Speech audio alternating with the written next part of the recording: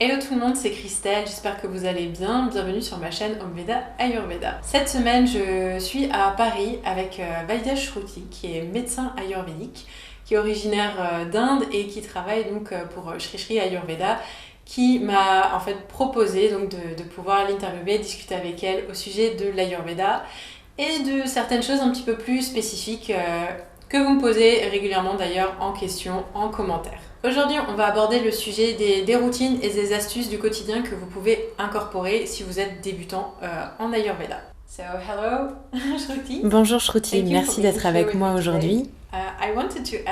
Je voulais te demander, parce que j'ai beaucoup de personnes qui commencent à s'intéresser à l'Ayurveda et qui sont débutants et qui ne savent pas par où commencer parce que ça peut sembler être une montagne. Quels sont tes conseils pour incorporer des petites choses, des routines, des outils ayurvédiques dans son quotidien? Ok, on va essayer de rester simple. L'Ayurveda est une science très ancienne, donc on va essayer de rester très simple. Je pense qu'un certain nombre d'entre vous ont entendu parler du fait de se gratter la langue, de faire les bains de bouche, du fait de bien sûr se brosser les dents et tout ça. Il y a la routine du matin qu'on appelle en Ayurveda la Dinacharya.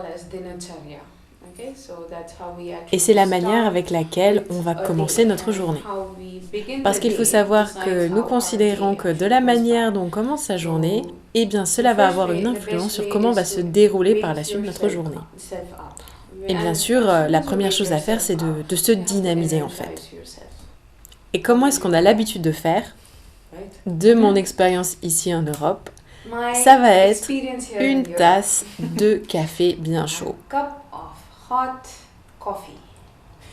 Je suis désolée de vous l'annoncer, mais le café n'est pas du tout la première chose qu'il faudrait prendre. Certes, le café est stimulant, néanmoins c'est très irritant pour les intestins. En fait, ce qu'il faut faire, c'est prendre quelque chose qui va permettre de nettoyer, de faire passer les toxines qui se sont accumulées en fait dans le système digestif pendant la nuit. Ce qu'il vaudrait mieux faire, c'est de prendre un grand verre d'eau chaude. Il y a certaines personnes pour qui l'eau chaude va provoquer un sentiment de nausée. Donc pour ces personnes-là, elles peuvent mettre un petit peu de jus de citron. Et on peut mettre aussi un petit peu de gingembre. Du gingembre frais râpé alors? Oui, voilà, c'est ça. C'est mieux le gingembre frais râpé. Mais les personnes qui ont donc des problèmes d'acidité chronique vont quand même éviter le gingembre frais râpé et d'ailleurs le citron. Et donc avec ce grand verre d'eau chaude, cela permet de réveiller en douceur l'organisme, tout en également permettant d'évacuer donc les toxines. Après avoir bu donc son verre d'eau chaude, on peut faire le bain de bouche à l'huile, avec soit de l'huile de sésame, soit de l'huile de noix de coco en fonction de la saison. Et après ça, on va nettoyer la langue, avec soit un gratte-langue, soit on peut prendre le dos d'une petite cuillère. Et après ça, on va brosser les dents. Après s'être brossé les dents, c'est là où on va prendre le bain. Et c'est seulement après s'être lavé qu'on va prendre son petit déjeuner. En fait, on considère qu'il ne faut pas manger tant que vraiment notre corps, notre système n'est pas pleinement réveillé. En fait, le fait de prendre un bain, donc de se laver, ça va vraiment permettre de réveiller tout notre organisme.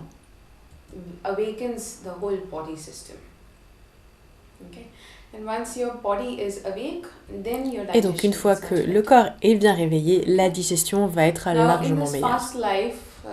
C'est vrai que dans cette vie un petit peu à 100 à l'heure, ça va être difficile d'intégrer ça, mais il y a quand même un point que je voudrais rajouter, ce sont les automassages.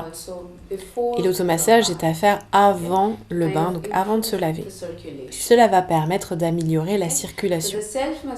Donc cet automassage, les personnes qui ont le temps peuvent le faire tous les matins avant de se laver. Et pour les personnes qui n'ont pas vraiment le temps de faire ça tous les jours, une voire 2 fois par semaine, ce sera super. Cela est bon pour plusieurs raisons. Cela permet de garder une bonne qualité de la peau. Et cela permet aussi d'aider la circulation au niveau du système lymphatique. et notre système lymphatique qui fonctionne bien, cela permet vraiment de minimiser les chances que les toxines s'accumulent et que notre immunité commence à s'affaiblir. Et donc voilà, ça ce sont les quelques choses avec lesquelles on peut commencer sa journée. Et donc si je dois dire plutôt comment finir sa journée, beaucoup ont entendu parler du yoga, des exercices de respiration, de la méditation aussi. Et je vais vous dire de faire la même chose.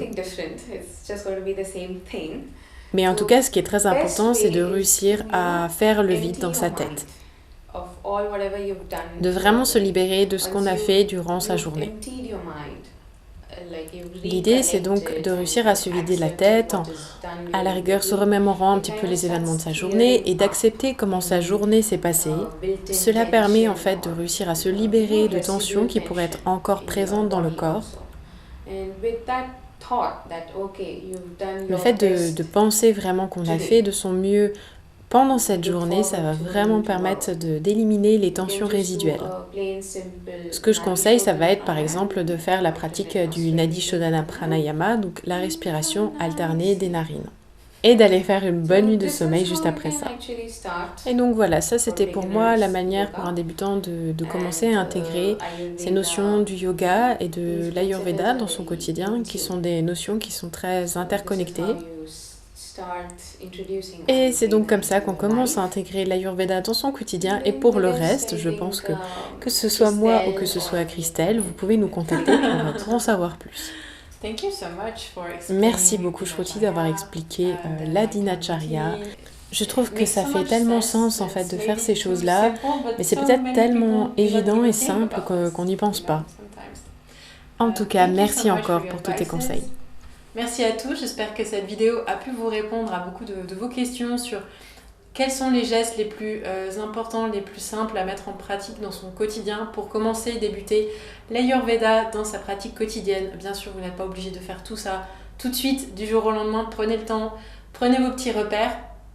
Et voilà, on se retrouve pour une nouvelle vidéo prochainement avec Vaidya Shruti. Si cette vidéo vous a plu, n'hésitez pas à me laisser un pouce comme d'habitude pour le faire savoir. Et sur ce, je vous souhaite une belle semaine. Prenez soin de vous.